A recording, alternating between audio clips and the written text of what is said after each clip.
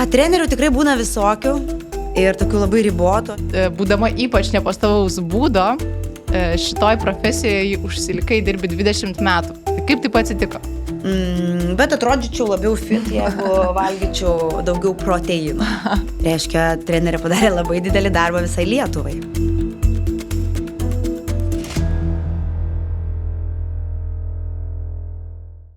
Sveiki! Šiandien klausotės 6-ojo tinklalaidės Pažink savo trenerį epizodo ir kalbėsime su Agne Mickevičiūte-Butiene. Tai Agnė yra grupinių užsiėmimų trenerė, projekto Sportas be adreso įkūrėja, sporto stovyklų Tenerifėje organizatorė, prezenterė sporto renginiuose ir konvencijose. Čia nežinau, kaip dabar galvojau, kaip čia lietuviškai pasakyti, ta prezenterė. Nėra kito varianto.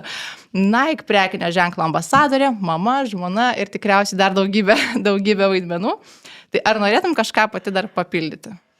Dar vienas iš nepaminėtų dalykų, ko aš šiuo metu užsiimu, tai organizuoju sporto renginius pati. Ne tik juose dalyvauju. Čia tavo darbo dalis, ne? Tokia jau persiorientavo ne vien tik iš to fizinio krūvio. Mes truputėlį dar apie tai kalbėsim, bet dar žinai, pačioj pradžioj aš noriu paklausti Agnė Buta. Čia yra tavo sceninis slapyvardis, ar kaip tave, pavyzdžiui, dabar būtum norėjus, kad tave pristatyčiau? Agnė Mickevičiūtė-Butiene ar Agnė Buta? Aš esu Agnė Buta, visiems pristatinėjau, tai yra mano vyro pavardė.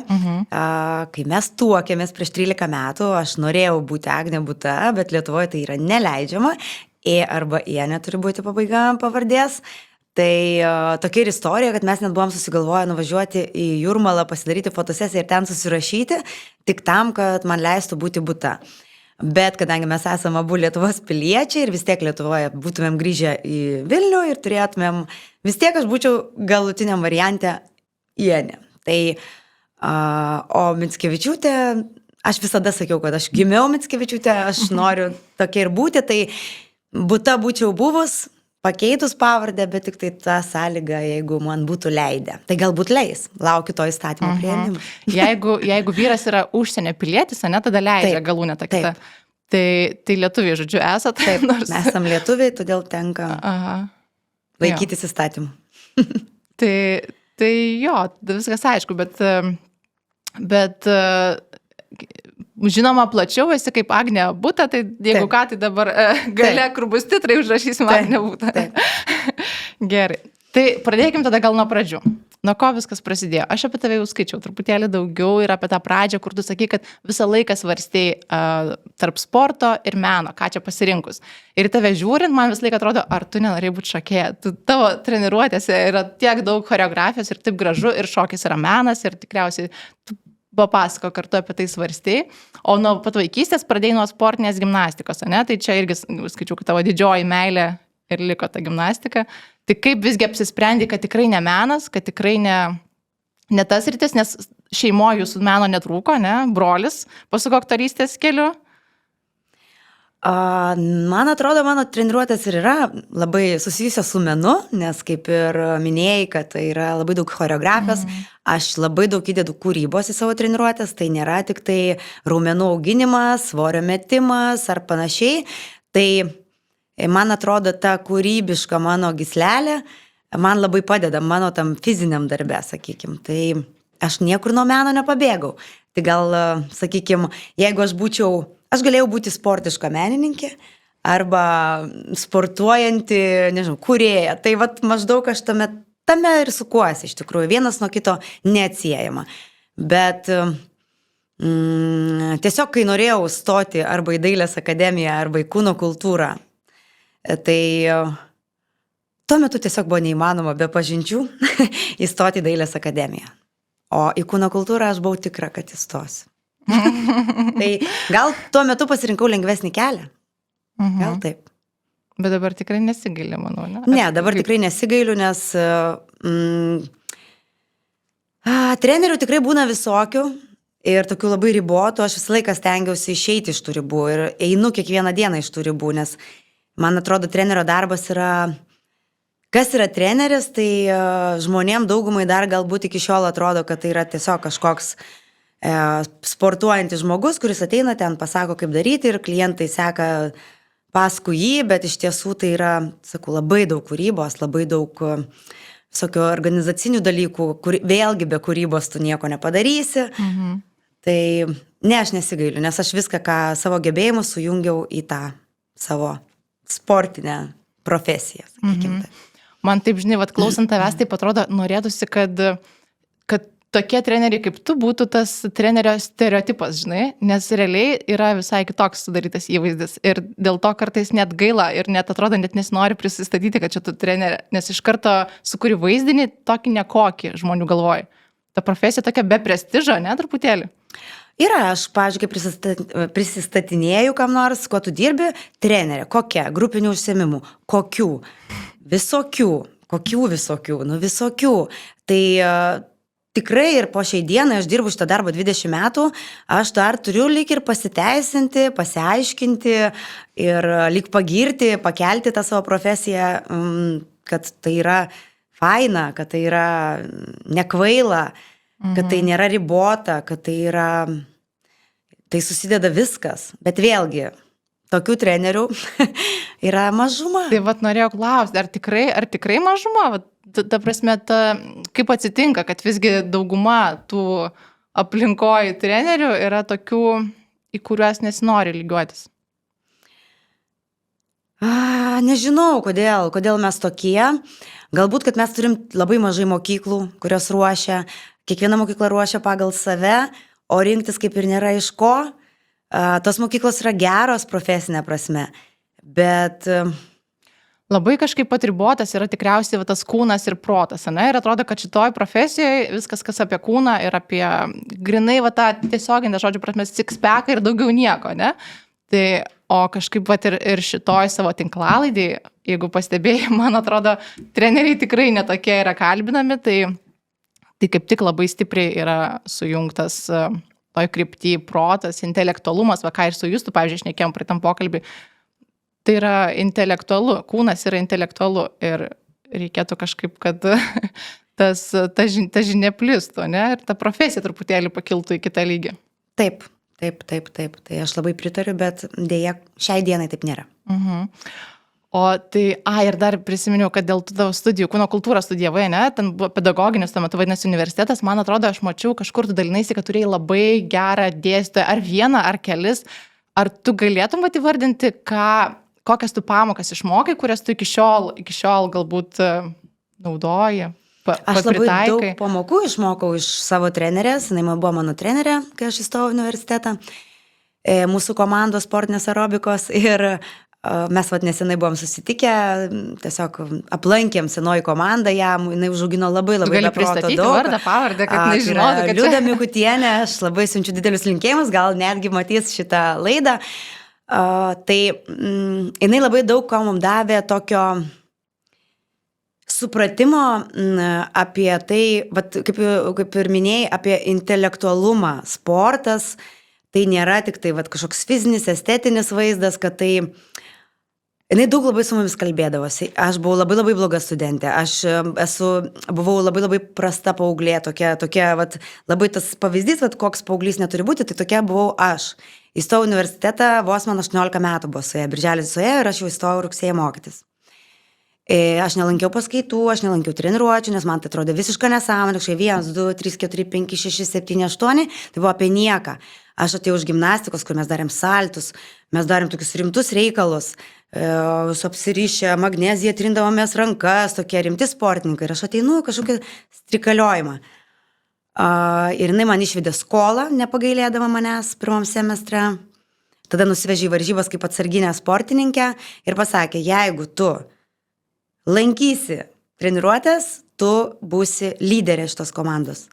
Man netai žiauriai užkabino, nes aš lyderė visada mėgau būti ir viskas. Aš nuo tos dienos ir tapau. O ką į tokio sakydavo? Ką į perdavė, kokią žinutę? Niekada nesmerkė, niekada nebarė iš esmės. Bet nežinau, gal jos tas toksai labai stiprus charakteris, tokia jos didelė profesinė patirtis, dirbti su mažais vaikais, su studentais. Net negaliu pasakyti, net negaliu įvardinti, bet man yra labai didelė pagarba ir žiauriai myliu tą žmogų ir netgi tuo, kuo aš esu dabar, šitoj vietoj, kur esu dabar, tikrai labai didelę dalį man davė mano trenerį. Labai gera girdėti ir įdomu, pavyzdžiui, ar kiek daug tokių irgi trenerių ir dabar, kurie taip sugebėtų pamatyti žmoguje, kas jam tiktų, realiai patiktų, kuris galėtų save toliau išskleisti. Tai... Gal ir yra tokių, nes mano treneriai užauginus, kaip aš sakau, turbūt 50% šiuo metu sporto klubuose Lietuvoje dirbančių trenerių grupinių užsiėmimų yra mano komandos narės ir mus visas užaugino Liuda Mikutienė. Ir netgi aš noriu pabrėžti, kad jeigu matom tuos trenerius grupinius, į kurios norėtųsi lygiuotis, tai tikrai didžioji dauguma yra mano komandos narės. Jos vienais metais ar kitais vėliau ar anksčiau, bet jos visos perėjo tą pačią mokyklą. Tai reiškia, trenerė padarė labai didelį darbą visai Lietuvai. Būtent šitai sporto klubų industrijai. Ne, jinai šiuo metu, man atrodo, treniruoja tik vaikučius, jinai yra meninės gimnastikos trenerė, treniruoja vaikučius ir, man atrodo, su studentais jau nebedirba. Leidai? Dar neleidau Unos, mes truputėlį bandėm, bet šiuo metu jinai plaukia. Tai apsiribokim ties plaukimo. Dar man, žinai, labai įdomu, kad tu iškart ir pradėjai dirbti, būdama 19 metų ir realiai, kaip pati sakai, būdama ypač nepastovaus būdo, šitoj profesijoje užsilikai dirbi 20 metų. Tai kaip taip atsitiko? Aš dažnai pati apie tai pagalvoju, nes aš esu maks nepastovus žmogus, aš 12 kartų per metus pakeičiu šukuoseną ir automobilių turėjusi su tiek, kiek metų vairuoju ir panašiai, tikrai esu labai labai nepastovus žmogus. Bet mūsų darbas, kodėl jis mane ir išlaikė turbūt, nes yra maks dinamiškas. Mus keičiasi klientai, keičiasi treniruotės, keičiasi grafikai, keičiasi sporto klubai, jų atsiranda, jie užsidaro, o mes vis plaukiam tame. Tai ta dinamika, aš manau, mane ir išlaikė šitoj industrijoje, sakykime. Bet tie sporto klubai, tai tu su jais, ta prasme, tais pačiais, ne? Aš visą laiką dirbu vienam ir tam pačiam sporto klube nuo pat pirmos dienos, tiesiog tas klubas keitė savininkus, keitėsi įmonės, bet iš esmės aš dirbu ten pat visus savo 20 metų. Aha. O dabar labai įdomu, žinai, palyginti, tu galėtum jau tą padaryti nuo pat pradžios, kai pradėjai dirbti prieš 20 metų, įsivaizduoju, kokie buvo tada grupiniai užsiėmimai, kaip yra dabar, ar labai daug kas pasikeitė? Ir pasikeitė ir nepasikeitė. Pasikeitė tas, kad dabar žmonės sąmoningesni, jie jau žino, ko ateina, jie gilinasi, kas veda treniruotę, kaip ją veda, kokiais principais. O anksčiau būdavo tiesiog gal labiau ant smagumo. Dabar einame mes ant kokybės, kokybiškai mes norim, nežinau. Yra daugiau pasiūlos. Net nėra palyginti, ką anksčiau buvo joga, kūno dizainas, zumba neegzistavo. Tokia, kaip jau dabar atskira, kaip sakau, galima įvardinti sporto šaką. Tai ir viskas. Aquaerobika baseinuose. Tik tiek. O kaip treneriai keitėsi? Tavo kolegos, tu pati? Keičiamės mes kiekvieną dieną, kiekvienais metais. Kaip tau pačiai, dar tas įspūdis, žinai, ta prasme, tau daug čia ar mažai? Tie 20 metų tau jie greit prabėgo, pastebėjai, ar kažkaip taip? Daug, man atrodo labai daug, nes tai yra pusė mano gyvenimo, tai reiškia, aš pusę savo gyvenimo dirbu tą patį darbą, negaliu patikėti to, nes aš kaip ir buvau lyg paauglė ir lyg aš jau rimta sportininkė, mano lyg dvi dalis pasiskirstęs gyvenimas, tai atrodo daug. Ir neatsimenu, koks darbo klausimas prieš tai. Kaip tie treneriai, kolegos, žinai, keitėsi patys. Kolegos, iš tikrųjų, dauguma iš jų, su kuriais aš pradėjau dirba po šiai dienai, tas mane džiugina, nes jie išlaiko kokybę. Nes, man atrodo, žmogus, kuris žino, kaip buvo prieš tai, jisai tik tai gali sukurti gerą ateitį. Nes dabar tie, kas ateina naujieji, jaunieji treneriai, kurie nenori tobulėti, jie nori tik gero atlyginimo, jie nori stovėti scenoje, jie nori, kad juos gerbtų, bet nenori nieko įdėti į save, jokio indėlio padaryti, neįti į seminarus, netobulėti. Tai tas labai pasikeitė, nes mūsų karta, tai mes tiesiog be sustojimo mokėmės, tiesiog be sustojimo. Ėjom, negalvodami apie atsipirkimą kažkokį. Mes tiesiog norėjom būti geriausi. Visi norėjom būti geriausi. Dabar visi nori tik uždirbti gerai. O mes norėjom būti geri treneriai. O čia jūs dirba su darbo sutartim? Šiuo metu? Ta prasme, apskritai tie treneriai, kurie dirba sporto klubuose. Žinokit, skirtingai priklauso nuo sporto klubų. Tai aš esu dirbus visaip. Aha. Tai čia iš karto apie tą kokybę. Aš atsimenu, irgi pamačiau, kaip dalinaisi, kad yra tik kokie 5 geri grupinių užsiėmimų treneriai Lietuvoje, taip drąsiai. Gal sakai, aš nežinau, gal ir nedrąsiai, gal iš tikrųjų, bet tada norisi klausti, ar tikrai tai blogai yra. Ir kas yra, ką tu turėjai minti? Aš sakiau, kad 5 choreografinių treniruočių treneriai, tai aš atsimenu šitą savo istoriją. Aš šiaip mėgstu pastumti ant trenerių, nes man norisi juos pabarti, o jų nieks nebara. Sporto klubai neturi išeities, nes jiems nėra kas dirba. Grupiniai užsiėmimai atneša tikrai nemažą dalį pinigų sporto klubams. Reikia, kad jie vyktų, bet nėra kas juos veda, tada ima bet ką. Ir... O choreografinį tu turi minti stepai, ne, ir tas visas tokias, kur, tas, nežinau, glam dance ten, bet nežinau, pavadinimai keičiasi, tiesiog esmė. Tai čia tiesiog choreografinės, kaip aš sakau, net ir, nežinau, mobilumo treniruotė gali būti choreografinė, ne? O čia nėra, kad dabar tik neseniai taip išpopuliarėjo tas? Ne. Kad anksčiau tai buvo tokia labai nišinės rytis ir nebūtinai ten, kaip ir žmonės to norėjo gal. Taip nėra? Ne, atvirkščiai, kai mes tik pradėjom dirbti, tai mes iš esmės mokėjom viską. Mes turėjom vesti ir stepus, ir dviračius, ir akvas, ir visą kitą. Čia buvo normalu. O dabar jau atsitinka taip, kad aš ateinu ir aš sakau, aš žinokit tik jogos treneris. O aš tai žinokit tik TRX vedu. Tai tas pasikeitė, kad tai aš visą laiką... Susispecializavo labai stipriai, per stipriai, ne? Taip. Ir, sakykime, labai atėjo ta tokia niša, kur, kaip aš sakau, kūno kultūros pamokos treniruotėse, kur mes nedarome į ritmą, kur mes tiesiog imame sekundės. Tai nėra blogai, kai tai yra atliekama kokybiškai. Bet kokybiškų tokių treniruočių vėlgi yra labai labai nedaug. Tai... Nežinau. Man neįtin patinka, kas vyksta šiuo metu, bet vėlgi, galbūt nėra tokios pasiūlos gerų seminarų, nors aš dariau tokią apklausą, man labai įdomu, aš labai taip gilinuosi į grupinius užsiėmimus, nes niekas kol kas Lietuvoje to nedaro ir man tokia pasirodė niša, kur mažai kas kalba apie tai. O aš pagalvojau, kad aš 20 metų dirbau ir aš galiu sau leisti ir nesu tokia jautri blogiem komentaram, jeigu kažkas užvarytų ant manęs, bet niekas kol kas neužvarė, nes vėlgi galvoja, čia jau šita senutė profesinė prasme, jau ką čia jie be pasakysi. Tai aš tokia drąsi, sakykime, šitą temą, tai man patinka ir aš padariau apklausą, kodėl jūs neeinat į mokymus, tai kaina buvo pirmoje eilėje, kad tai yra brangu. Antroje eilėje buvo, kad nėra gerų seminarų. Į Lietuvą neatvežama. O tu sutinki su tuo? Ne, aš nesutinku su tuo, nes man tikrai yra labai daug yra. Net yra, kaip aš sakau, iš savų pasimokyti, ko iš tų pačių kolegų. Mes dirbame pas mus, nežinau, vien Vilniuje dirba mano klube, man atrodo, 65 grupinių užsiėmimų instruktoriai. Bet kad jie eitų pas mane į treniruotės, kokie 3 ateina. Tai jūs galite nemokamai mokytis, bet jūs neinat nemokamai, bet jūs man aiškinat, kad per brangu mokytis. Tai toks truputėlį nesustopimas. Dėl to aš pykstu ir aš dėl to padiskutuoti mėgstu šitom temom. O tie 5, jeigu prisikabint vis dar prie tų 5, tai čia Lietuvos mastu, ne čia visi vienoje vietoje, vienam sporto klube. Ne, čia apie Lietuvą kalbėjau.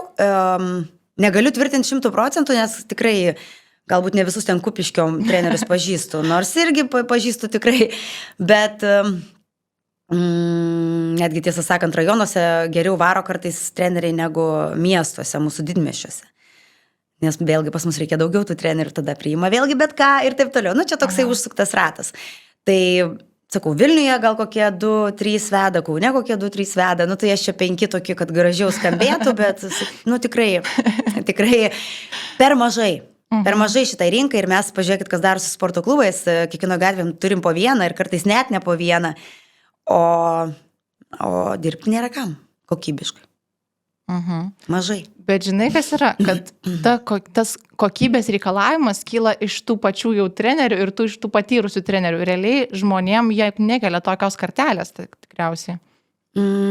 Ar nesijaučia tau iš klientų, kad jie ateina ir taip sakytų, čia man kažkaip norėtųsi stipresnė? Jaučiasi. Man iš vis dabar atrodo, nežinau, galbūt mano toje aplinkoje, kad šiuo metu klientas renkasi trenerį, nebe treniruotę, kad kuriasi bendruomenės, kad darosi hebros, kurie eina į tas treniruotės ir aš pastebėjau, kad, pavyzdžiui, tarkim, mano bendruomenė eina į tas treniruotės, kurias aš vedu.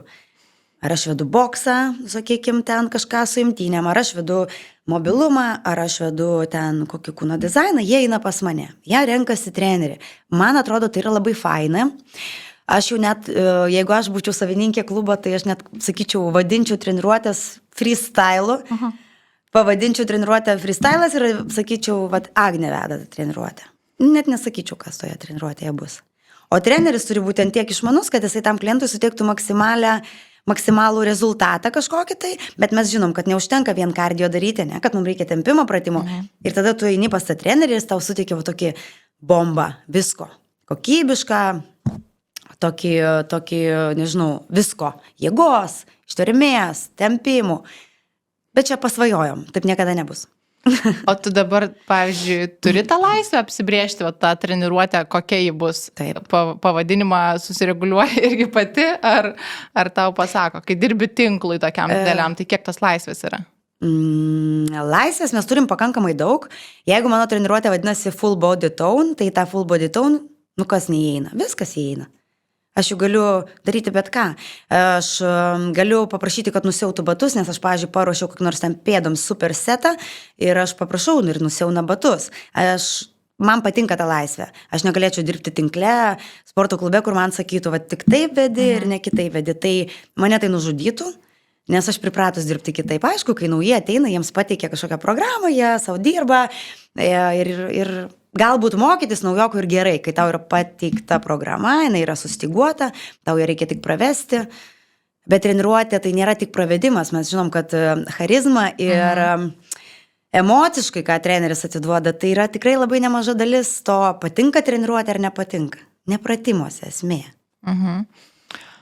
Ir dar, žinai, įdomu, prieš tai jau susitikusios truputėlį užsiminėm, sakiau, kad man tas bus irgi įdomu. Tai laikui bėgant labai keičiasi tas darbo pobūdis ir truputėlį persiorientuoja iš to fizinio į tą nematomą darbą, ne? Tai kai pradėjai dirbti, realiai vesdavai 20-25 treniruotės per savaitę. Čia daug yra. Taip. Kiek dabar tu turi to fizinio krūvio ir kas yra tada tas kitas darbas, kurio žmonės nemato, o gal mato? Kažką mato, dalį kažką nemato. Mesgi visi rodom tiek, kiek norim parodyti. Šiai dienai aš turiu tokias pastoves, sakykime, 8 treniruotės per savaitę ir visa kita. Tai irgi yra fizinis darbas, nes pasiruošimas renginiams, kuriuose dalyvauju, seminarams, tai vis tiek ruošiasi fiziškai. Tai, sakykime, pastovaus, ką aš nuolatos dirbu per savaitę 8 kartus, 8 valandas. O tas toks perėjimas, čia tavo iniciatyva, čia tu taip nori, ar čia labiau susijęs su tuo, kad sukaupi patirties ir jau turi perduoti per kitas rytis?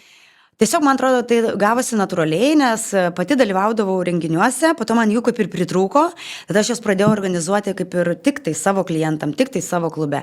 Tada jau mes pamatėm, kad visai faina daryti juos ir jie kažkaip paeina, tada mes pradėjom daryti Vilniuje, tada mes pradėjom daryti Lietuvoje ir toks augantis, sakykime, procesas, kuris, natūraliai gavosi, kad tiesiog pradėjau pati organizuoti tos sporto renginius. Ir dar irgi praeito klausimo man iš karto kilo kitas, kai kalbėjai apie charizmą, ne, ir apie visai kitą dar dalį, ką tu duodi be pačios treniruotės klientams, tai kas tau šiaip pačiai yra svarbiausia toje treniruotėje? Ką tu stengiasi atkreipti didžiausią dėmesį? Ar į nuotaikos užkūrimą, ar į tą kažkaip blogų emocijų išveikimą ir gerų prisipildymą, ar žiūri labiau techninius dalykus? Kas tau yra patys svarbiausi dalykai? Visi šitie išvardinti yra labai svarbus man, bet svarbu labai emocija, kurią išsineš žmogus iš treniruotės. Nuovargis irgi yra emocija, bet jinai turi būti tokia, kad aš noriu sugrįžti. Man svarbu, kad žmogus norėtų sugrįžti. Aš visą laiką visus mokau, kad jūs neturit žinoti, ką gausite sekančiai treniruotėj, bet jūs pas mane, mano klientas žino, kad pas mane jie visą laiką gaus kažką kito. Kažką, jeigu vieną savaitę mes darom su svoris, kitą savaitę mes darysime su savo kūno svoriu, trečią savaitę mes imsim mobilumą. Aš stengiuosi, matydama mažai tos žmonės, iš tikrųjų mes kartais su kuriais pasimatom per savaitę, Tai labai sunku pririšti žmogų, kai tu matai tik kartą per savaitę, bet dėl to aš labai tokios emocionaliai noriu jiems, kad jie gerai jaustųsi, aš noriu su juos bendrauti, man patinka, kai aš žinau jų vardus, man patinka pasakyti, Inga, tūp giliau, ir aš žinau, kad ir žmonėm tai faina, aš pati, kai dalyvauju seminaruose, man patinka, kai mane atkreipia dėmesį, mano prezenteris, kuris man dėsto, ne, kad Agne, gerai varai. Ir tai yra svarbu, tokio asmeninio dėmesio. Tai va, aš stengiuosi klientams suteikti ir asmeninio dėmesio, būtinai užkurti nuotaiką, kad yra muzika. Kodėl svarbu, kad daryti į muziką. Muzika nėra fonas, aš kaip sakau, muzika ne tik tai kažkoks ten, nežinau, melodija grojanti šalia. Mes esame muzika, mes viską darom su muzika. Pratimai daromi su muzika, tai yra pakūrimas, tai yra endorfinų gamyba, tai tu tiesiog, kaip aš sakau, jeigu man šiurpuliukai nueina per kūną, per mano treniruotę, reiškia, mano treniruotė pavyko, nes jeigu aš tai pajaučiu ir klientas. Man pačiai turi patikti mano treniruotė. O kaip yra tom dienom, kai tu visgi jautiesi prastai, kai neturi nuotaikos, kai tau pačiai liūdna, pikta ar šiaip sunku ir kaip tada tu susitvarkai su savim, kad treniruotė būtų vis tiek labai įkvepianti? Šiaip sportas ir treniruotės mane labai daug kartų gyvenime ir aš gelbėjusios nuo būtent liūdesio, nuo pykčio. Mes visi žmonės ir tikrai pas mane, kaip aš dažnai mėgstu priminti, aš irgi žmogus. Ir visokių ir nelaimė nutinka, ir netekčių ir panašiai. Tai mane sportas gelbsti 100% ir aš persijungiu. Aš tiesiog moku persijungti. Aš visą tai, kas yra namie, aš palieku namie. Ir mano klientai neturi jausti, nei vienas klientas neturi jausti tavo kažkokios slogios nuotaikos. Aš atėjau dirbti savo darbą, tai aš niekada, turbūt ne karto. Per 20 metų nesu pernešus kažkokios tai blogos emocijos visiems. O jeigu ne sportas, kaip tu kitų būdų dar išveikinėjai tai? Ar šiaip, nes tai tave žiūri, man net sunku iš tikrųjų įsivaizduoti tave, kokią nors liūdną verkiančią, pavyzdžiui. Tai... Aš tiesą sakant ir verkiu gan retai, turbūt per retai, jau šiais laikais reikia visokių paleidimų stovyklą, man turbūt reikėtų nuvykti, bet pradžiai tylos. Bet nežinau, ką žinau, aš gelbčiu save sportu, bet iš tikrųjų, jeigu man yra blogai ir man būna dienų, kai aš noriu pagulėti lovai, valgyti junk foodą ir žiūrėti nesąmoningą kokį nors serialą, aš taip ir darau, aš nedarau, nes aš turiu mažą vaiką namie, bet aš taip darydavau. Prieš 2 metus dar taip darydavau. Dabar aš tiesiog neturiu tam laiko ir tam tiesiog galimybių. Bet šiaip aš leidžiu savo paliūdėti, aš leidžiu savo papykti. Turbūt tą mano tikrai charakterį pažįsta tik tai mano vyras, kuris su manim gyvena ir visą tai turi pakęsti ir nuleisti, praeis. Tai skaubu. Irgi mačiau juokingą postą kažkur, kad rašė kažką ten vyras tavo apie tai, kaip nelengva būna kartais su tavim, bet to pačiu man tokia įkvepia labai, nes labai tokia jaučiasi stiprybė, ne? Kažkaip, nes irgi juokinga nuotrauka buvo pašėrinta apie 3 tokias pagyvenusias močiutės tatuiruotas, ne? Ir rašo, kad su viena man teks gyventi. Tai tokia pašėlų, žodžiu, ne? Su manim tikrai nėra lengva ir aš kaip sakau, pusė mano, 50% mano darbo, ką mato žmonės viešumoj, scenoje mane, tai yra mano vyro darbas, ką jisai, aš negaminu valgyti, man būties darbų jokių netlieku, aš esu visiškai prasta namų šeimininkė, aš nieko nedarau namie, nes aš grįžtu pavargus. Jisai mane maitina, tik jo dėka aš pavalgau ir daug dalykų tokių atlieka, kai aš savaitgalį išvažiuoju ten kažkokį seminarą, kažkokias konvencijas, dabar skrisiu gegužę 3 kartus darbiniais reikalais, sakykime, jisai turės likti su vaikais 2. Tai aš sakau, jeigu ne jo palaikymas labai stiprus, nebūčiau aš čia, kur esu dabar. O tai atsitiko kažkaip neplanuota ir jūs labai sąmoningai žinojot, kad tu tęsi tokią intensyvę veiklą ir tada vyras kažkaip sako, aš apsimsiu. Ne, aš žinokit, užaugus tokioje šeimoje, kur niekas ten baisiai man termose pusryčių nepalikdavo, aš galėdavau atsipjauti dešros gabalą, agurką nusiplauti, pavalgyti ir man nebūdavo tai problemų. Ir aš niekada iš jo to nereikalavau. Tai turbūt, kai žmogaus nereikalauja, tai jam net pačiam patinka tai daryti. Nežinau, gal jis išgirs, sakys, ne, nu, man tikrai nepatinka. Nesidžiaugiasi, kai mes į atostogas išvažiavom, man nereiks daryti valgyti. Tai yra tas, bet ne, tai mes tikrai nesitarėm.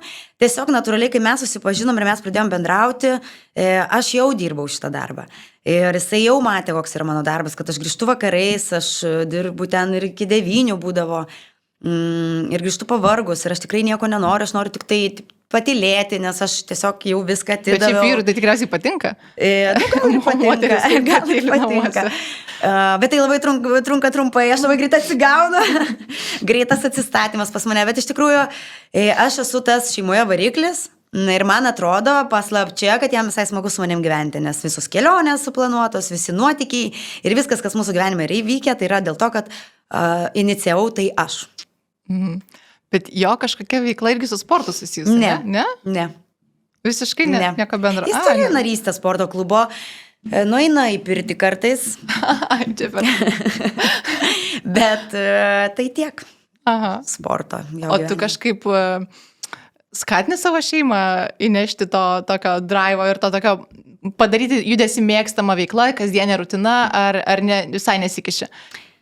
Aš skatinu ir labai vyrą savo vis galim, tai sakau, paslidinėt varom, tai jisai sako, tu nori, tai tu varyk, bet aš pabūsiu namie, tai supratau, kad aš tiesiog bergžiai eikvoju savo energiją, o mano mama sportuoja, jai 70 metų, jinai vaikšto grupinius užsiėmimus, beje, vakar buvo treniruotė pas mane,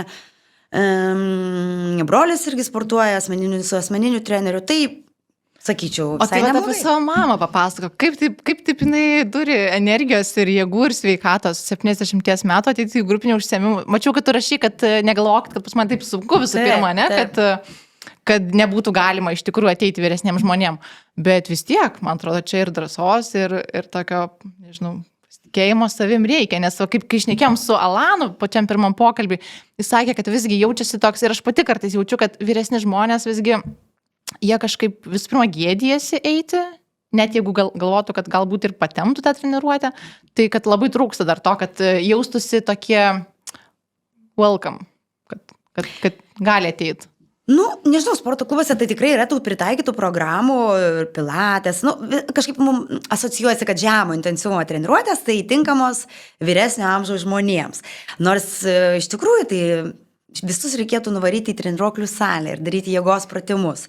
Tik aišku, vėlgi, o ką ten daryti, iš kur man žinoti, man gėda, aš nežinau, man reikia tada asmeninio trenerio, o kaip prie jo prieiti, vis tiek tai yra vis kitos kartos žmonės, net tokie drąsūs, sakykime, užkalbinti nepažįstamą žmogų.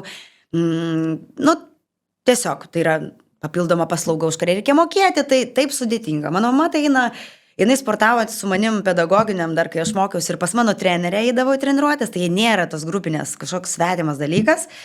Tai gal jinai ir nebijo, bet to pas dukrą bijoti eiti, tai aišku, jinai pas mane nesilanko, tiesą sakant, jinai lankosi kitom klube ir pas kitas trenerės, pas mano kolegės vaikšto ir man gal net ir geriau, viskas gerai, nes, žinot, mama yra mama, aš visą laiką tą pergyvenu, ir jei nebus per didelis krūvis, ar kažko nepasitems, tai man toks papildoma atsakomybė, sakykim, kurias, jeigu man pavyksta išvengti, aš džiaugiuosi. Mhm. O dar grįžtant prie to, kad tu vedi viską, ne? Ir tau, kaip sakė, reikia net tarsi apibrėžti, žmonėm vis tiek norisi to tokio aiškumo, tai kas čia bus, o vedi viską. Bet dabar, man atrodo, tu labai taip atsirinkus, ne, ką tu vedi ir kas ir kokiais kriterijais atkrito tau, kaip tu ten kokią zumbą atmetėjai, kokiu pagrindu, kaip tu taip atsisijoji ir kas dabar yra tavo mėgstamiausias veiklos, nes gimnastika buvo tavo meilė šiaip, ne, o šokiai tai šiaip choreografiją tu bandai, kaip suprantu, visur pritaikyti, visur. Taip. Šokti aš mėgstu, aš ir dabar pašoku, kai turiu laiko, kartais nueinu kokias šoko pamokas, man patinka tobulėti, man sekasi, aš niekada šiaip nešoku profesionaliai, bet kažkaip man, gal reikėjo, kaip mes ir kalbėjome, ne? Bet dabar aš vedu tik tai, kas man patinka, kaip ir kalbėjom apie, kad turiu 8 treniruotės, aš atsirinkau, kas man mėgstama veikla, tai yra bendro fizinio treniruotės, mobilumas, tuo, ko aš tikiu, korpuso treniruotės. Tai Zumbą aš atmečiau natūraliai, nes man atsibodo, tiesiai šviesiai, man atsibodo. Aš Zumboje Lietuvoje jau buvau ir visose scenose, ir visose renginiuose sudalyvavau, ir ne tik Lietuvoje.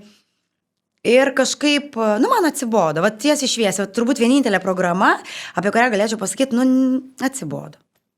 Nors irgi kaip ir šokiai. Bet čia aš truputėlį susipykau su savo intelektu, man per ribota. O kas buvo ribota? Koks aspektas? Nežinau, esi buvus Zumbos treniruotė? Ir pavyzdžiui, kas man buvo ribota, aš galiu pasakyti iš savo pusės.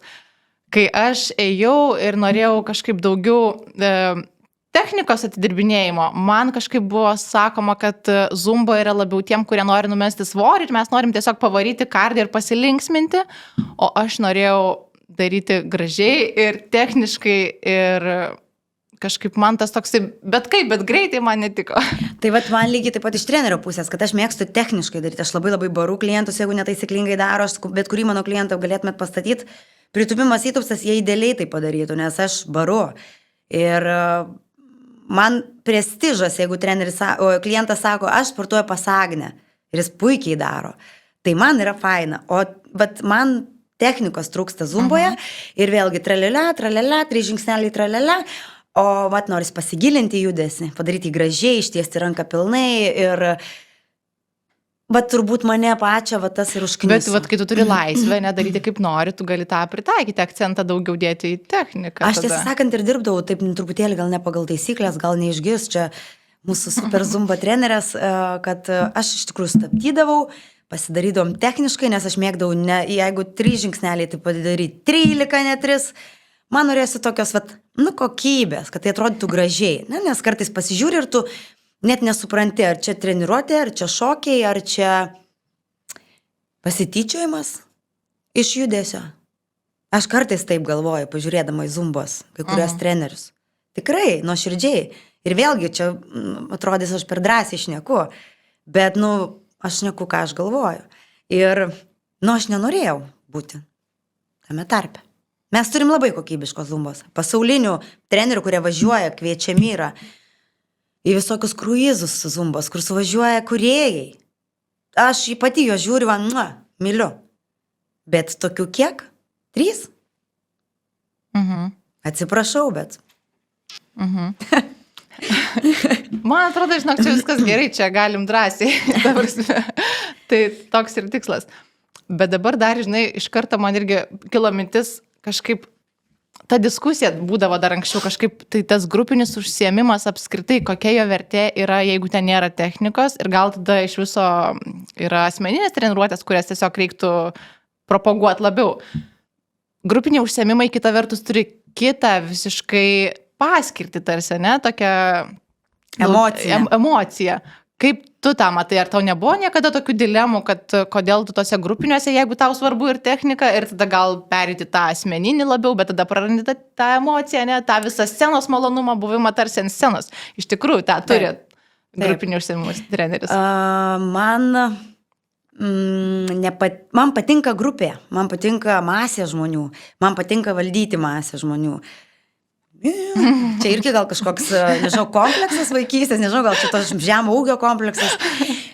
Vadovauti, nežinau, galbūt tame yra tiesos, neneigsiu, bet asmeniniai treneriai irgi iš tikrųjų, čia visi taip galvoja, kad čia kokybė, jie kaip psichologai dirba. Jeigu jūs paklausytumėte, kaip ateitumėte į asmeninę treniruotę, tai 50% tie žmonės tiesiog išsikalba. Kaip pas kirpėjus eina išsikalba, taip ir asmeniniai treneriai. Netgi vienas mano kolega čia nesenai beje sako, pas mane 5 metai vaikšto vyras, kuris mes darom tą patį, tos pačius atsispaudimus, tos pačius pritupimus, nieko nekeičiam programą, sako, tik nekeisk, būk geras, nekeisk nieko. Bet jisai šnekasi su juo. 5 metai, jis moka už asmeninį trenerį daug pinigų, tai yra brangi paslauga, dabar jinai iš vis turbūt, nežinau, tuoj pasidarys nebeįperkama paprastam žmogui, nes jau čia aš nebežinau, kur mes einam toliau. Ir tų asmeninių trenerių irgi, vienam klube 20 vaikšto ir jau net nežinai, kuris yra kokybiškesnis, išvaizdą pažiūri ir galvoja, toks norėčiau atrodyti ar kitoks norėčiau atrodyti, maždaug taip, tikrai. Tai, sakau, asmeninis treneris irgi nėra tiesiog tas kūno treneris, jisai labai didelį psichologinį darbą atlieka. Bet man patinka dirbti su daug žmonių. Nes atrodytų, jeigu tikslas yra eiti sveikatos labiau keliu, ne ir ne tiek, kad svorį numės ar pasilinksminti, tai tada asmeninis treneris, bet kita vertus kalbama daug ir apie tą asmeninio trenerio irgi kokybę ir kompetenciją, kaip jis realiai dirba ir kaip, visą laiką kažkaip, kai nueinu kokį nors seminarą, visą laiką būna dėstyti padėjavimai, kaip baisu yra. Tai, taip, nes... Tokie gilus ir mūsų dabar atrodo sėnė čia iškart. Taip. Aš pati, kai grįžau iš Tenerifės po ilgo laiko, tai susiradau asmeninį trenerį, mano kolega, aišku, aš turėjau pagalvoti, pas ką man eiti. Aš po šiai dienai sportuoju, kai turiu laiko, bet tikrai turėjau pasukti galvą, pas ką man eiti, kai aš atrodo keliu pas bet kurį, ne, vis kiekvienas mane priims ir aš manau nepasakytų ten, neturi to laiko ar ten, nes tikrai yra jau, kai kurie treneriai jau renkasi pagal, nežinau, išvaizdą, pagal poreikius gal žmonių, nežinau, bet tai sakau, nėra taip lengva, jų yra daug, bet kai yra didelė, kaip meniu, žinot, jeigu 5 patiekalai lengviau išsirinkti negu kaip 50, tai aš manau, kad dabar mes va toj stadijoj, tokio per didelė pasiūla ir nežinai. O kai keliavot su šeima į Tenerifę, ne, paskui į Tailandą, neseniai, vis kažką bandydavai išmėginti pasportuoti tenais ir eit būtent į tos vietinio, ne, kažkokius užsiėmimus. Ką tu ten pamatėjai? Man visada įdomu, aš netgi jeigu ir trumpam laiku kažkur nuvažiuoju ir nesvarbu, gal tai bus Ryga, man labai įdomu pasižiūrėti, palyginti Lietuvos fitnesą ir aš eilinį kartą įsitikinu, kad mes esam labai aukštam lygyje, tikrai labai aukštam lygyje. Nes... Tai ką, tas dejonės, tai čia be pagrindo truputėlį? Galbūt ne be pagrindo, bet tas, kad noris ir išlaikyti tą lygį, kaip aš sakau, aš ir mano kartos treneriai nedirbs amžinai. Tas žinias norisi kažkam perduoti ir norisi tą kokybę išlaikyti, nes vėlgi sakau, tie naujieji treneriai kol kas vienetai tik tai atneša tą emociją, kuri turėtų mano manimu būti, gal čia tik mano manimu. Ir tą kokybę tokia treniruotės, kai ne tik tai treniruojasi, bet ir emocija ir visa kita. Tai tokių yra labai labai mažai. Tai aš visada išbandau ir visada tikrai dar kartą savo įsitikinu, kad mes esam tikrai profesionaliai, einam gerų kelių. Dėl to reikia nepaleisti, o ne tai, kad bus kaip bus. O ką tokio neprofesionalaus pamatei, pavyzdžiui, tenais kur nors vienoje iš savo kelionių? Tenerifėje aš turėjau narystę mėnesį nusipirkus ir aš tikrai jau į grupinės užsiėmimus, tai pirmiausia, treneris išvis nekalbėjo treniruotės metu, absoliučiai. Ir jisai buvo gražus, tikrai viskas okei su jo išvaizda, bet jisai visą laiką stovėjo nugarą į mus, jisai niekartų neatsisuko, kai reikėdavo keisti pratimais, užšvilpdavo ir jis išvis nebuvo jokio kontakto. O tai žmonės stovi, laukia, kol jis parodys, ne, nes jis nieko nesako? Ir aš vieną kartą nuėjau, kitą kartą nuėjau ir man, kaip čia pasakyti, man neleidžia mano ego eiti į tokią treniruotę, man taip kaip pažeminimas koks, aš galvoju, mes ant tiek Lietuvoje išmuštruoti, mes ateiname treniruotę, mes sveiki, kas esate pirmą kartą, ar jūs kažkur kitur sportavote, ar tik pas mane pirmą kartą, mes tiek daug klausimų užduodam žmonėm, kad tu visą laiką atkreipi tada dėmesį, tą kažkokį specialų tokį dėmesį visą laiką į tą žmogų, kuris pirmą kartą ateina, o ten koks skirtumas. Aš taigi pirmą kartą atėjau pas jį, nieko jis neklausė manęs. Aišku, iš to mano atlikimo pratimų jis turbūt suprato, kad aš ne pirmą kartą grupiniam užsiėmime, bet, toks, sakykim, ir šiaip sporto klubai, viskas išplyšia, viskas purvina, narystės kainuoja beprotiškai brangiai. Ir tada aš grįžtu į Lietuvą ir aš girdžiu, kaip ten, sakau, ten tai kondicionierius neveikia, tai man pritrūko svarelio ir aš galvoju, Dievis, taip pigiai sportuojat ir tokią gerą kokybę gaunat ir grupinius, ir ten asmeninius, tikrai, tiesiog džiaukitės, o jūs visada bumbat. Per karštą, per šaltą, per, nežinau. O kaip Tailandė tu tą boksą, ne? Boksas Muay Thai aš užsiminėjau. Kaip ten buvo, jūs nekalbėjot nei angliškai? Jie kalba angliškai, nes jie patys kovotojai profesionalus, kai važinėja po pasaulį, turbūt kovoja, aišku, dažniausiai kovotojai pas juos atvažiuoja, labai gerą mokyklą pataikiau, pati tokia nežinodama, tiesiog man tai buvo arčiausiai viešbučio, bet pasirodo, kad tai buvo pas profesionalus pataikiau, man labai patiko. Ir aš kiekvieną kartą kažko išmokstu, man patiko, kaip jie vedė tas pamokas, kaip jie darė apšilimus ir aš parsivežiau tą programą savo. Ir aš manau, kad kiekvienas mano tas apsilankimas pas kitą, kodėl aš sakau, kad reikia eiti pas kitus. Tu kažką, nežinau, kažkokį judesį, kažkokį principą, kažkokį tai žodį, tu visada išsineši. Ir augi, juk tai yra augimas. Tai kaip tik, va, tai ir raktas, beveik atsakymas į tą mano klausimą, kur tu vis ieškai to įkvėpimo, nes kai 20 metų darai tą patį ir kai sakai, kas savaitę stengiasi kad kardinaliai skirtingus tarsi dalykus duoti. Aš nesistengiu, aš darau. Padarai, pasistengi ir padarai. Bet kaip, pavyzdžiui, nevažiuoja ir nenuini pas kitus, kas dar yra tavo tie įkvėpimo šaltiniai, kur tu, nes šiaip pačią choreografiją dar be to yra, kiek laiko užtrunka sukurti, jeigu tu jas vis naujas kuri. Ir repetuoti, paskui ten tikriausiai visur kur to žingsnelio. Tai aš sakau, kaip klientas, ką pamato tą valandos treniruotę, tai čia yra tik tai saldainiukas, o visa kita pasiruošimas, kūryba ir tikrai būna dienų, kur nesikuria. Nesikuria, kaip ir, nežinau, dizaineriui nesikuria, kaip ir poetui nesikuria. Tai, yra tokių dienų. Tikrai būna ir tu per save, ir tu save privartauji, ir tu, nesugalvoji nieko. Bet tu vis tiek turi padaryti, ir tu padarai. Tai būna geresnių tų choreografijų, būna prastesnių, būna tokių slysta, būna ne. Ir, ką žinau, tai šiais laikais tai yra YouTube'as, tai yra online mokymai, tai yra visokio, aš labai daug seku tokių charizmatiškų trenerių, grupinių užsiėmimo pasaulinių, kur aš juos tiesiog kiekvieną dieną pasižiūriu, nes man faina vėlgi ta emocija, aš gaudau emociją, nepratimus, aš, kaip čia pasakyti, jau mažai ką galiu, jau dviratis išrastas, jau aš savo dviratį susikūriau, aš jau mažai ką galiu naujo pamatyti, bet ta emocija nauja, kažkokį tai prieimą, kažkokį tai, vis tiek kiekvienoje treniruotėje, žinot, kaip ir iššūkiai, sako, grupiniai treniruotėje turim kažkokį iššūkėlį duoti kiekvienoje, tai kiekvienoje treniruotėje ir turi duoti kažkokį tai saldainiuką. Tai va tų saldainiukų, jas ir sunkiausia sugalvoti, sunkiausia rasti ir tai va tokių va aš gal dalykų ieškau, sakykime, socialiniai erdvėjai. Bet tai reiškia, galva ir protas niekada nesiilsi. O kaip su tuo? Nesinori kažkaip atsijungti, kaip tada tu atsijungi? Ir kaip dažnai tą reikia tau padaryti? Norisi, labai reikia ir kaip aš sakau, labiausiai tai pykstu tai, kad, ne tai, kad pykstu, bet nervina mane. Ir aš įsivaizduoju, kad labai daug žmonių tai nervina. Kai tu grįžti iš atostogų, kurios, pavyzdžiui, mano buvo ne atostogos, o keliavimas su 2 mažais vaikais ir aš ten visiškai fiziškai išsisunkus. Ir dabar aš tiesiog norėčiau tokią užsidaryti spa kokiam savaitgaliui viena.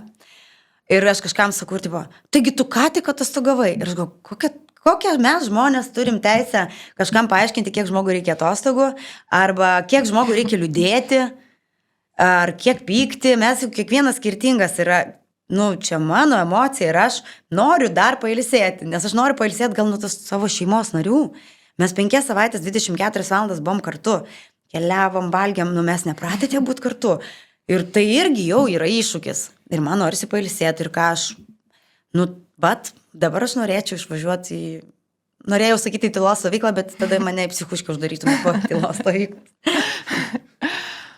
O tai po Tenerifės grįžus, jūs, kaip suprantu, šiaip nuvažiavo ten kažkada pažiemo, tada sugalvot, kad visai gera idėja yra ten surengti sporto stovyklą. Dabar yra planų plėtoti Tailandė kokiam? Nes Tenerifė, kaip suprantu, tapo kasmetinis reikalas. Negaliu išduoti. Tai jau viskas taip pasakyta, man atrodo.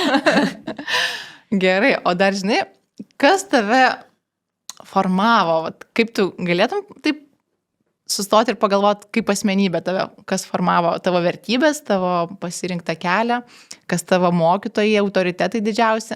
Ir anksčiau, kai dar vyko tas toksai brendimas visas, ir dabar vis dar nesustoji mokytis, tikrai žinai, kad esi patyrus, bet nežinai visko ir negali visko žinoti ir visą laiką reikia tobulėti. Ir, kaip minėjai, seki daug užsieniečių, tu gali ir vardais, pavardėm jos atskleisti ir paminėti, nes, man atrodo, ta mūsų auditorija dažnai yra ir tose pačiose sultyse besisukantis treneriai ir jiem gali būti įdomu. Tai pradėkim nuo to, kad pirmiausia, kaip ir turbūt kiekvieną žmogų, tai mūsų formuoja mūsų tėvai, mūsų šeima, aplinka. Brolis mano didelis kumyras visą laiką buvo. Jis daug vyresnis už tave gaunasi. 8 metais, mūsų 8 metų skirtumas. Ir jisai visada labai protingas. Buvo, norėjau sakyti, bet yra. Ir irgi lygiai taip pat daug veiklų veikia, daug tobulėja. Tai turbūt kaip mažesniai sesiai yra toks pagrindinis pavyzdys. Nors mūsų veiklos kardinaliai skiriasi, nors šioj dienai mes kažkaip susiję, vis tiek kažkaip vis sudalyvavom vienas kito veikloje, atrodo, kad vis tik gyvenimas į vieną sueina. O vėliau, tai aišku, vėlgi, trenerė mano labai daug indėlio padėjo, kolegos mano, iš tikrųjų, aš turėjau iš ko mokytis. Aš pradžioj pradėjau lankyti sporto klubą, kuriame po to dirbau. Ir po šiai dienai tos trenerės dirba su manim ir jos tai buvo mano mokytis, aš jomis žavėjausi, jos buvo mano divos. Ir dabar mes tiesiog partnerės, kolegės. Tai mano vienas iš labai tokių mokytojų yra Hiljermo González Vega.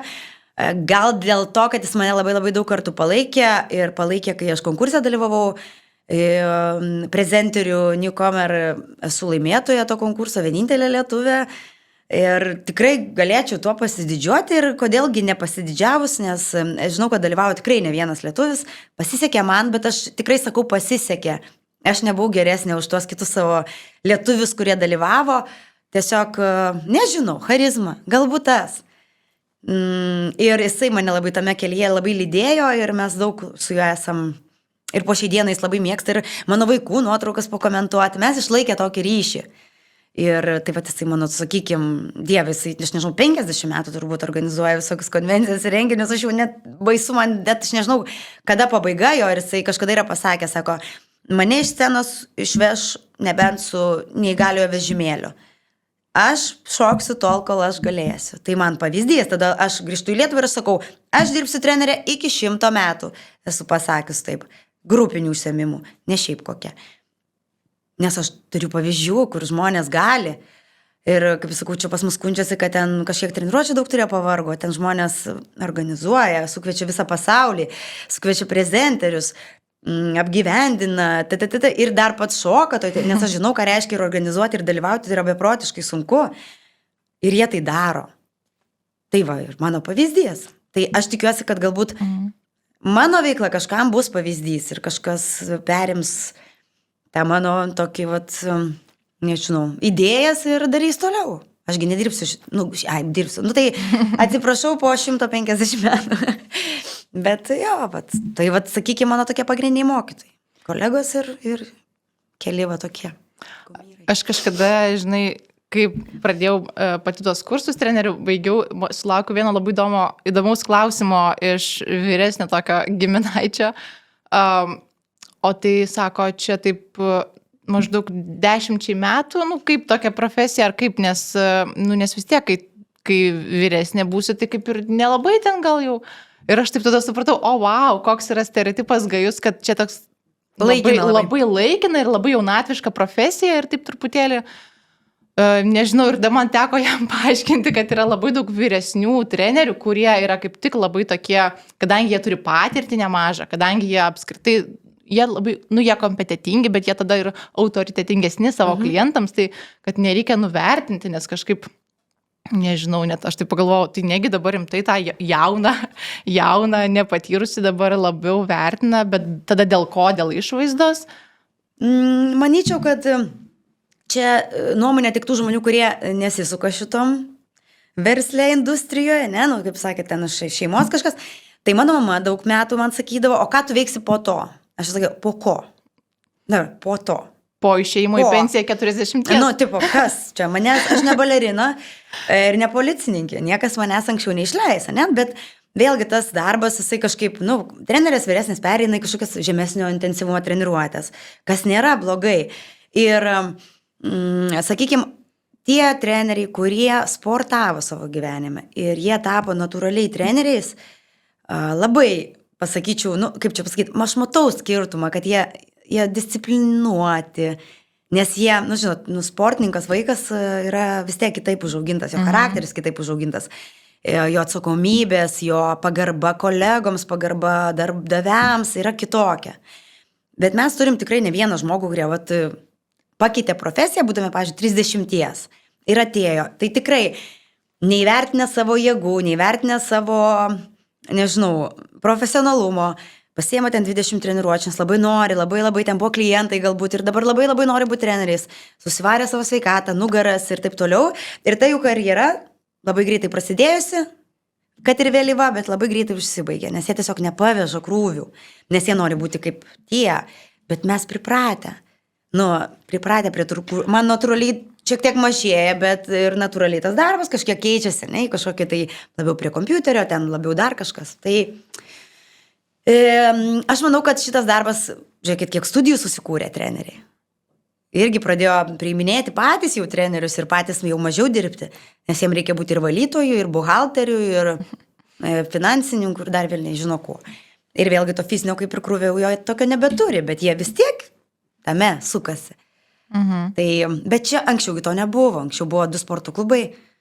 Ir tie žmonės nuo to, tokie man atrodo, nuo senų laikų. O dar žinai, aš taip pagalvoju, o tai nebuvo tau, nežinau, noro ar galimybių tapti aukštą meistriškumo sportininkę? Ta prasme, tu intensyviai labai sportavai toj vaikystėje? Aš sportavau, tada labai paauglystėje turėjau sunkių fizinių skausmų, sakykime, kurie greičiausiai buvo turbūt nuo sporto. Aš viską mečiau.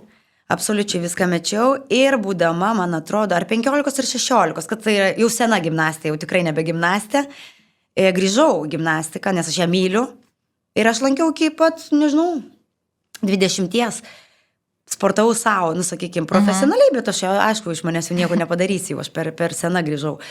Bet tai mano čia, kaip sakau, tokia meilė, tai yra labai sunkiai sporto šaka, bet man patinka iššūkiai ir tai yra, kaip sakau, gimnastika yra motina visų sporto šou. Jeigu vaikas lankė gimnastiką, jis gali lankyti po to bet ką. Ir gali būti meistras bet kur. Tai netapau aš meistrė. Bet aš tą savo potencialą, man atrodo, tiesiog suaugusi būdama perkeliau. Tiesiog kažkaip evoliucionavo mano meistrystė kitur. Man žinai, kas dar labai įdomu, tavo labai atrodo intensyvus Instagramo profilis. Tavusne, čia yra daug darbo valandų, aš taip net sakyčiau, susideda poroje plėtoti, ne? Ta prasme, kaip tu matai tą savo iš malonumo darai, ar jeigu nematytum daug naudų, tai nedarytum tiek daug? Iš malonumo, kol kas iš malonumo. Aš nepasirašęs jokių pažadų niekam neduodu. Ir šiaip labai juokinga, nes man labai dažnai kreipiasi visokie papildų pardavėjai, bet aš pati labai nevartoju ir aš esu labai tokia priešininkė, sakykime, šito, tai negaliu su nieko dirbti. Tai aš tokia laisvas paukštis ir man būna dienų, kai aš tikrai nedarau, gal tai būna labai retai, bet taip ir būna. Aš atsijungiu ten kokį šeštadienį ir nieko neįkeliu, arba ten įkeliu vieną kokį istoriją. Bet aš kol kas tai darau, aišku, pastrateguoju, ten rytas, vakaras, istorijos kūrimas. Aš vis tiek keletą mokymų tu esu baigus ir tikrai nėra ten šalai balai tiesiog, bet kol kas, ačiū Dievui, tai yra malonumas. Jeigu tai taps kažkada, nežinau, darbu kažkokiu, tai aišku, kažkuria prasme vis tiek tu parodai renginius, mane mato nemažai žmonių, tai aš noriu, ten pareklamuoju tos pačius savo organizuojamus renginius arba kur aš dalyvauju, kaip kvietimas, tai veikia kaip reklama, aišku. Bet tu greitą darai, tau, ta prasme, greitas pasidaro? Taip, man pasidaro greitai. Greitai? Nejauti, kad užtrunka daug ir kažkaip nukenčia kitos rytis tada? Kol kas ne. Šiai dienai ne. Aha. Ir, žinai, tarsi yra toks dalykas, kad prieš tai kalbinau trenerius, visi yra treneriai, bet yra kažkokios veiklos aplink, kurios prisilipdo tarsi, ne? Kažkas yra treneris ir motivatorius įkvėpėjas, kažkas yra coacheris šalia to, kažkas yra labiau už sveiką mitybą propaguojantis ir ten eina. Kaip tu save apibūdintum savo lauką tą plačiąją prasme? Čia labai sudėtinga, aišku, motivatorius turbūt irgi tiktų į tą patį, bet mano ta motivacija yra per balansą, sakykime, aš labai nemėgstu kraštutinumų. Aš mėgstu, kaip čia pasakyti, žinot, labai lengva, aš kartais paklausau ir paskaitau pasakoti, kaip mes turim išsimiegoti 8 valandas, kaip mes turime valgyti subalansuotai ir aš kartais važiuoju ten kokią 3 valandą dienos, nieko burnoje neturėjus, lėkiu, nes vėluoju ir vienintelė mano galimybė ir tai jau pavėluosiu, bet sustoti kokią nors degalinę, nusipirkti kokį nors sumuštinį. Aš norėčiau valgyti subalansuotai, labai norėčiau. Bet aš neturiu tai kada padaryti. Ir tiek yra daug, man atrodo, ypač mamų, kurios augina mažus vaikus, kurios veža juos į būrelius, jie serga, jos dar nori pasportuoti, jos ir nori būti gražios ir į sporto klubą nueiti. Ir aš man atrodo, kad šitas visas sąmoningumo, visi šitie principai labai žmonės įspraudžia tokį, kad man neišeina, bet man tai neišeina. Ir man gaila, o aš noriu eiti per tą prizmę, ir neišeina ir gerai, ir suėstų tą cepeliną, išgertų tą butelį vyno, nes tau yra bloga nuotaika, duotų su šiktą savaitę. Ir kas? Ar tu dabar mažiau sąmoningas būsi dėl to? Ar tu kažkokie tavo visi rezultatai, kur tu ten 2 mėnesius sportavai, nueis šunio nuo ligos, nenueis. Jeigu tai yra tavo atsipalaidavimo būdas. Ir tai mano motivacija yra visiškai, sakykime, kitokia. Aš einu per tą, kad viskas yra tą, kad tu darai, yra normalu, nei iki kraštutinumus ir nei vieną, nei kitą pusę. Mes pasistengim daryti gerai, bet jeigu ir nepavyksta, nieko tokio. Rytoj pasistenk iš naujo. Tai aš per tokį, nes, man atrodo, per daug idealizuojam labai šiais laikais visą tą sveikatingumą, sąmoningumą ir visą kitą. Tas idealizavimas gal gerai ir to norėti, bet tiesiog tai galiausiai pamatai, kad kertasi su realybė ir labai sunku tai gyventi. Dar daugiau save grauži. Ir tai, tik aš toks blogesnis, man nepavyksta, tai aš dar ta savivertė tokia atrodo, kad dar žemesnė pasidaro to žmogaus. Man norisi, kad kažkaip priimti tokį, koks esi, priimti ir mes galim būti visokie, aš nežinau, mes žmonės. Nedarykim iš savęs kažkokių dievų. Tai ir motinystėje padeda, ne? Nes irgi rašiai, kad čia ta tokia populiari dabar mintis, kad pakanka būti pakankamai gera mama. Reikia būti pakankamai gera, o ne idealia. Neidealia, tai tau, žodžiu, padeda visur, ne tik darbe, bet ir vadovaujasi. Aš nesu tikrai labai tokia gera, pareiginga mama, nes aš jiems skiriu per mažai dėmesio, tai pradėkim nuo to. Tai jeigu aš kitaip, aš bandau kiekvieną dieną įtikinti, kad nieko čia blogo, aš kažkaip kitaip kompensuosiu ir savigrauža yra visada. Ir motinystėje, ir aš manau, kaip sakau, bet kuriam žmogui ir turbūt tam savigrauža, kad net nepavalgiau, neapdamiegojau, per daug pasitūsinau, va čia leidau savo savaitgalį nemiegoti, ten dar kažką. Ir po to graužiam savį ir vėl bandom iš naujo. Čia susideda viskas į vieną. Ir ta motinystė lygiai taip pat. Ir aš stengiuosi būti pakankamai gera. Žinai, dar ką dabar pagalvojau, kad mano prieš tai buvo pašnekoviai, visi vyrai turi po 3 vaikus, o iš pašnekovų moterių tu pirma apskritai turinti vaikų. Ir dabar kaip šitoj profesijai tada tas kertasi iš karto ta mintis grafikai tie visi, ne? Kaip sunku būti dirbančia mama trenerė, kai reikia, jeigu nori turėti daugiau treniruočio, ne? Kai laikai yra populiariausi vakarai, tarkim, laikas be šeimos, tada reikia labai, labai modeliuotis. Tai tau tokio išsisprendė truputėlį, ne? Tu sakai, ten dabar nusiemi daugiau treniruočių, vedi. Aš vis tiek dirbu 2 vakarus visada, mažiau 2 vakarų aš nedirbau niekada, aš niekada nebuvau motinystės atostogose. Aš visada dirbau, net kai mano vaikai buvo mažiukai. Ir aš nemoku kitaip, aš nežinau, kaip gali būti kitaip ir norėčiau gal baigti darbą 12 val. Dienos. Bet aš turiu atsakomybę prieš savo klientus, aš turiu atsakomybę prieš darbdavius. Tai būtų, man atrodo, tiesiog labai labai nesąžininga. Nors, aišku, aš kažkiek laiko to atimu iš vaikų, bet vėlgi aš bandau kompensuoti, kiek aš galiu. Aš stengiuosi balansuoti. Gal nėra mano tas... Kartais būna daugiau šeimai, mažiau darbui. Dažniausiai būna daugiau darbui, mažiau šeimai. Bet kitaip nemoku. O kaip tavo pačios sveikata, dabar tu man paaiškink. Tai jeigu tu 3 valandą dar kąsnį neturi burno, aš, pavyzdžiui, kelis kartus tai pabandžiau. Man atrodo, kad man pareis skrandis po dar 2 pabandymų tokių tiesiog. Vėlgi, įprati prie visko. Gerai, viskas man su mano sveikata. Aš savęs neriboju mityboje, mėgstu valgyti skaniai ir man atrodo, kad per trumpas tas gyvenimas žmogaus, kad dar aš galvočiau, kiek pupelėse yra kalorijų, negu jeigu aš mėgstu bulvinius blynus su mėsa ir spirgučiais. Tai aš geriau pasportuosiu daugiau, bet valgysiu tiek, kiek noriu ir tą, ką noriu, negu aš sėdėsiu dietoje. Tai aš stengiuosi, kaip čia pasakyti, iš visko išgauti maks malonumo. Ir taip, aš norėčiau subalansuotai vėlgi maitintis ir taip toliau, bet man nesigauna, tai dėl to aš sveikatos problemų nusispjausiu, tikrai dėl mitybos neturiu. Bet atrodyčiau labiau fit, jeigu valgyčiau daugiau proteinų. O čia tai buvo visada praeita fazė, kurią, man atrodo, tie sporto klubų instruktoriai, man atrodo, jie visą laiką tą turi, kad praeina bent jau kažkada tą fazę svėrimo maisto, skaičiavimo baltymų, tokia truputėlį, mano akim pamišusi, bet nežinau, gal Niekada tokios neturėjau. Aš iš tikrųjų labai daug metų, sakykime, gal tik tai pastaruosius kokius 2, gyvenu kitaip, bet šiaip mano visas buvo grafikas taip, aš keliuosi anksti ryte, aš turiu 2 treniruotės, aš po jų grįžtu namo valgau, miegu pietų miego, tikrai čia mano aš tikrai stengiuosi ir po šį dieną, jeigu man gaunasi, gal net ir šiandien pamiegosiu, grįžus, miegu pietų miego, atsikeliu, važiuoju vakarinės treniruotės, grįžtu vakare, valgau ir einu miegoti. Ir taip per dieną mano kokios 4, sakykime, treniruotės praeina. Ir daug metų aš taip dirbau, nes niekas nesikeitė. Ir savaitgaliais, aišku, ten gal kažkokie mokymai, kažkokie pasirodymai, kažkoks scena ir taip toliau.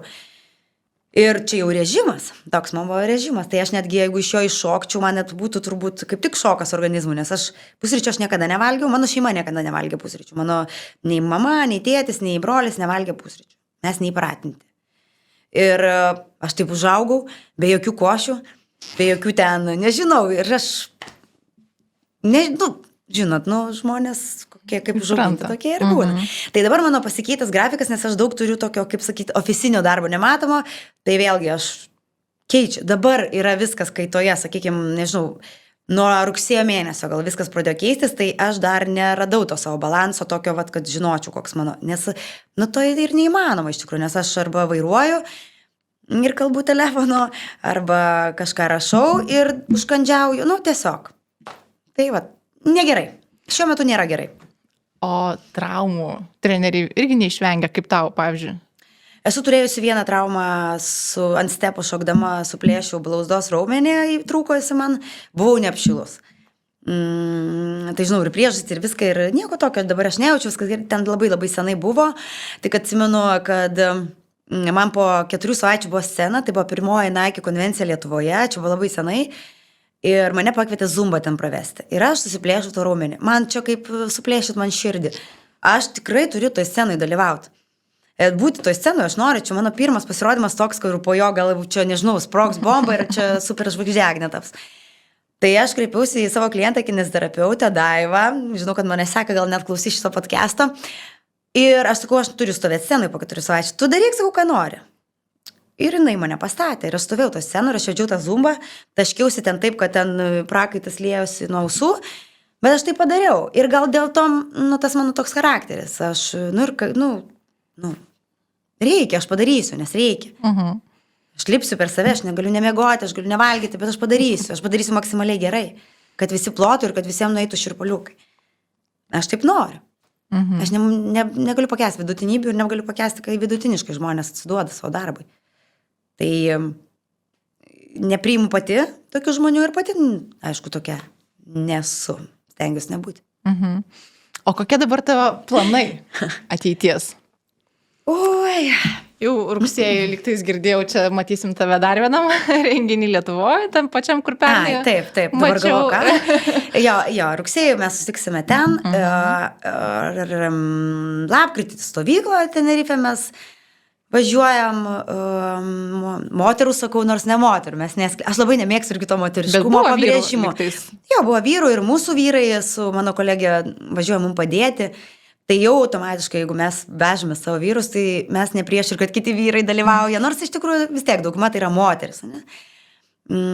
Ir ką žinau, vasaros treniruotės, žodžiu, pas mane planų, aš kiekvieną savaitę sugalvoju kokį nors naują projektą, tik aš neturiu galimybę jo įgyvendinti laiko prasme.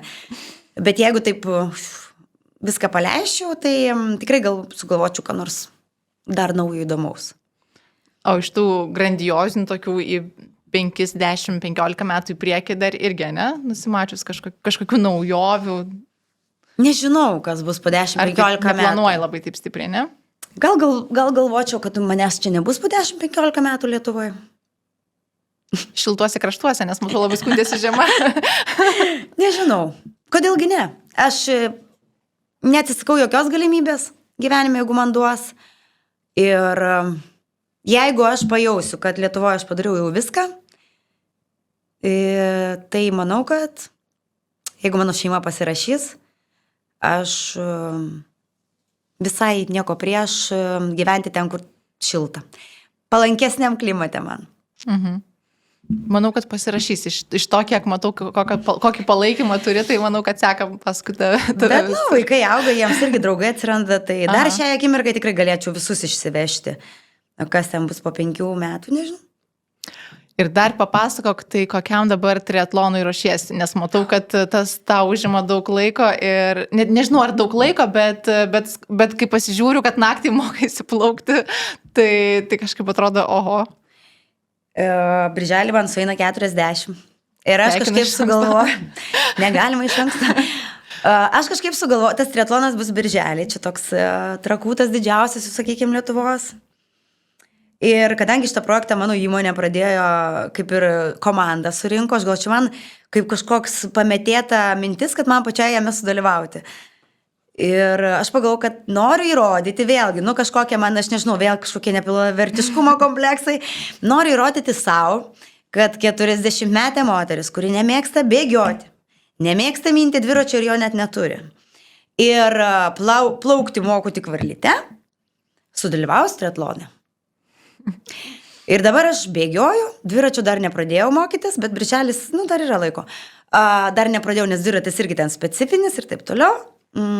Plaukti net nenoriu šiai dienai pagalvoti, kad man Galvės ežere reiks plaukti tarp tų šabakštynų ir 200 žmonių, nes aš net baseino neperplaukiu šiai dienai pilnai nesustojus. Tai čia yra labai rimtas iššūkis.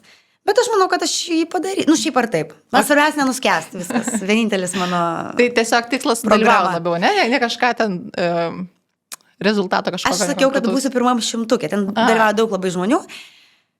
Tai čia pasigyriau taip kažkaip per mamos gimtadienį, čia šventėm jubiliejų 70 metį ir sakiau šeimos nariam, giminaičiams, sakiau, aš pirmam 100-ukė būsiu.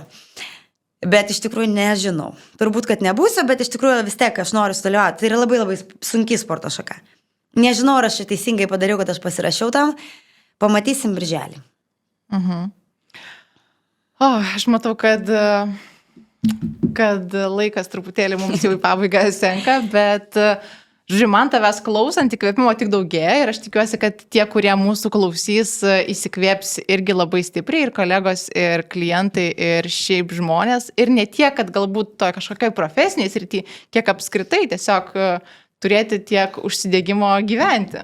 Man atrodo, tu labai daug jo turi. Kas tave dar tada tokį patarimą arba išmintim pasidalink, kas yra tie tavo energiją teikiantys šaltiniai tau ir apskritai tokio, nes tikiu, kad tai yra persiduoda, mes dabar kalbėjom daug visgi apie darbą, ne? Taip kažkaip gavosi, nes labai įdomu buvo ne tiek apie tavo laisvalaikius, bet gali ir užsiminti. Ir kas visgi yra plačiaja prasme tavo tą energiją kūrintis dalykai. Užsiimti dalykais tais, kuriuos mėgsti, ne tuos, kurie nori iš tavęs tikisi kiti, o iš tiesų, kuriuos sumėgsti, net jeigu visiems tai atrodys aplinkiniam nesąmonė, nes tai tikrai tau suteiks džiaugsmo. Ir aš nežinau, mano energija tai yra, man labai patinka, kad aš dirbu tikrai mėgstamą darbą, maksimaliai mylimą. Va dabar kažkaip iš tos išėjo netgi, aš kai išvažiuoju kelionę ilgesnę, ne savaitės atostogos, aš visada pasimatuoju, ko aš pasiilgau Lietuvoje. Ir kurios darbų, kadangi darau ten 100 tų darbų, bet kurio darbo aš pasiilgstu. Ir aš tada įsivertinu, kurį dirbu teisingai. Trenerio darbą aš pasiilgstu visada. Aš fiziškai pavargstu, bet trenerio darbo pasiilgstu visą. Reiškia, kad aš 20 metų dirbdama tą patį darbą, jo pasiilgstu, reiškia, aš labai labai teisingai pasirinkau. Ir tai mane veža, mano klientai, jie iš manęs ima energiją, bet aš iš jų irgi. Už manęs stovi po 40 žmonių treniruotė ir mes pasidalinam. Tai va mano energija. Namie mano energija, mano šeima, kuri mane palaiko beprotiškai, betarpiškai, nesvarbu kokių nesąmonių. Va dabar susigalvau, kad 40-mečio proga noriu Vespos. Ir tokiom nuliūdusiom akelėm per Velykas broliui ir mamai sakau, gal prisidėtumėt prie mano Vespos. Mama, gerai. Ir man patinka tas, kad netgi nepritardami jie vis tiek mane palaiko. Ir jausmas, kad tu turi palaikymą, yra labai svarbus. Ir jausmas, kad tu dirbi savo svajonį darbą irgi labai svarbus. Ir tiesiog, nežinau, aš gyvenu balansę ir kiekvienam linkiu gyventi balansę, atrasti tą savo balansą. Ir tai ir yra visa ta laimė. Visko turėti. Aš noriu visko turėti, noriu visko labai daug ir noriu dar. Ir niekada nenustoti tobulėti ir niekada nenustoti norėti. Ir dar paskutinis, gal ne paskutinis. Dar 1 valandą galim. Ar tau tada teko kada nors su tuo susidurti kitų lūkesčiais, kuriuos tau reikėjo kažkaip taip įvertinti, kad čia kitų, kad čia ne mano ir atidėti šalį? Ar tau visą laiką taip kažkaip ir ėjosi, kad aiškiai matai, kad čia yra mano kryptis, kad tau nieks nieko neprimeta, žodžiu, ir tu turi tokią kaip geras sąlygas suprasti, kad savo gyvenimą gyveni? Man primeta ir primesdavo, kaip ir kiekvienam žmogui, turbūt aplinka ir visa kita, bet aš gal toks šitam reikalui nejautrus žmogus ir aš taip kažkaip moku, nežinau, atsisijoti. Tai, kas kaip man netinka. Kaip paauglystėj, sakė, ne? Buvai matyt, kad tas tą charakterį ir užaugino. Aš visada buvau visur mažiausia, tai turbūt man labai reikėjo vis laik kovoti dėl to savo buvio, tai aš tokia moku tiesiog atmesti tai, kas man nereikalinga. Nors aš labai nemoku pasakyti ne. Ir aš dabar net nuo to kenčiu. Va šitoje situacijoje, va šito metu aš kenčiu, nes aš visiems sakau taip. Ir po to mane erzina, kad aš kažko nespėju. Tai labai toks blogas, sakau, laikas šiuo metu, bet aš kažkaip sau leidau dar iki rugsėjo pagalvoti. Kad aš norėčiau visai apsimažinti veiklų ir pasilikti kažkokias tik tai tas, kurias labai labai myliu, kurias noriu veikti sau. Gerai. ir čia susijęs su tavo tokiu 40-mečiu. Ai, nu gal. Vidurio amžiaus krizė. Va ir Vespa dėl to. Vidurio amžiaus krizė. Tikrai. Nežinau. Gal dėl to, kad tiesiog gal visko yra labai daug ir viskas kaip ir džiugina, bet kažkas džiugina labiau. Tai aš norėčiau gyventi tik tai su tuo, kas džiugina labai. Ir turėti laiko savo daugiau. Tiesiog, nežinau, man patiko, kai aš vėlgi, jeigu galima dar tas 5 minutės, kai grįžau iš Tenerifės, aš grįžau labai atsipalaidavus. Mes prabuvom ten 5 metų, man ne tiek atpalaidavo, man tai buvo gera ten vaikščioti vis laik basomis, ten niekas, mūsų draugai kokie nors atvažiuodavo iš Lietuvos mūsų aplankyti ir jie tokie, aš matau, taisyklėse. Taigi čia 10 vakaro, mes vyną geriam su vaikais bare. O ten tik eina vakarieniauti žmonės, čia yra normalu, o čia yra labai daug taisyklių. Ir aš grįžau į tas taisyklės ir kokius 3 mėnesius aš taip su tokiu geru vaibu gyvenau čia toj Lietuvoje, tokiu ispaniškai, bet Lietuvoje. Man tai buvo gera. Aš atsikeliu ryte, man nesvarbu, kad ten kažkas skamba telefonas, aš pasiimu vandens stiklinę šilto, nes kiekvieną rytą geriu jau daug metų. Išeinu į terasą, aš sėdžiu. Klausau paukščiukų. Sėdžiu, tiesiog nieko nedarau. Aš nemedituoju, nemoku medituoti, čia, dar nedėjau kito. Aš dabar niekam neturiu laiko, aš atsikeliu ir bėgu. Ir man tas šiuo metu nepatinka. Tai vėlgi tas neperspausti, nereikia visko čiupti, nes kad pats savo neatsibostų. Aš mėgstu irgi sakyti, jau aš biškis pavargau nuo savęs. Tai kad nepavargti nuo savęs. Irgi tai yra labai svarbu. O turi kažkokių tokių gyvenimo, kaip būna, žinai, iki 30 ką reikia padaryti, iki 40, iki 50 ir ką dabar tau... Ką reikėjo padaryti, viską padarė ir ką planuoji padaryti? Ne, aš tokių tolimų, aš iš vis nekuriu planų, tiesą sakant, tolimų. Aš jau esu jauna mama dar, tai man dar, kiek manęs laukia visko, tai nekuriu. Tiesiog einu ir džiaugiuosi šiandieną. Aš stengiuosi, tiesą sakant, pasidžiaugti kiekvieną dieną. Ir šiandienos įvykis, sakykime, man patinka tas Instagramas, kad aš galiu atsiversti istorijas ir po kokių metų, aš atsiversiu, kaip faina, kad aš neatsisakiau. Ir aš iš tikrųjų žaidžiu ant to, nes aš labai daug dalykų esu padariusi, jau projektų, dar kažko, jie užsimiršta. Bet kai tu atsiverti, bet ašgi, kaip faina, kad aš tai dariau, kaip faina, kad aš to neatsisakiau ir net įdomu savęs paklausyti, ką tu šnekėjai prieš metus ir daugiau. Tai labai džiaugiuosi ir aš, kad tu pasakei visgi taip ir kad dar kol kas neišmokai pasakyti ne, bet gal ir nereikia, ne? Čia gal kol kas dar ne tas, nes viskas pusiausvyroje tokia pakankamai atrodo. Tai žodžiu, ačiū Agne tau labai, kad tu šiandien su mumis buvai ir susitiksim renginiuose, nes aš tavo renginius mėgstu. Ir... Labai kviečiu į stovyklą lapkričio mėnesį į Tenerifę. Ten batentai saviugda. Ir balansas gyvenimo. Tikrai, nuoširdžiai. Gerai, turėsi mintį. Tai ačiū tau labai. Ačiū labai, Tiesiog ačiū labai. Man buvo gera, truputėlį jaudinausi, aišku, nes apie save atvirauti aš, kaip sakau, aš visą laiką rodau tik tiek, kiek noriu, o čia truputėlį papasakau jau tokių atviresnių dalykų, tai visą laiką toks truputėlį. Bet gerai, džiaugiuosi. Labai gerai. Ačiū labai. Ačiū. Lauksiu rezultatą. Greit. Ačiū.